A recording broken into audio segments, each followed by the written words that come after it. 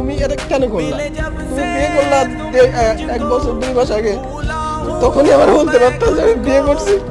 তুমি আমার বলে যাও তুমি তোমার জীবনটা সাজায় নাও, তাহলে আমি সেভাবে করতাম।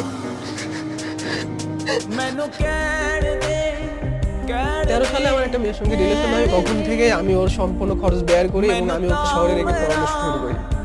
তো এক পর্যায়ে ওর বাবা বলে যে এভাবে যদি চলতে থাকে তাহলে তো প্রবলেম, তুমি বিয়ে করো। ফ্যামিলিগতভাবে বিয়ে করি এবং দেলমহর ছিল হচ্ছে 1 লাখ। বিয়ে তো প্রপারলি হয়েছে? হ্যাঁ, বিয়ে একদম প্রপারলি, সেই পেপারস আমার কাছে আছে। মেয়ের বাসায় সিম্পল অনুষ্ঠান হয়েছিল, সবাই ছিল, ওর কাকারা চাচিরা বা ওর বোন সবাই ছিল, শুধু আমার বাসা থেকে আমার 2 বন্ধু আর আমার আম্মু গিয়েছিল, আর কেউ না। তো আমাদের সবই ঠিক ছিল, 2 মাস 1 মাস পরে যাইতাম, বা ওকেও আমি ঢাকাতে নিয়ে 5 দিন 7 দিন রাখছি এবং প্রাইভেট ভার্সিটি ওকে ভর্তি করছিলাম।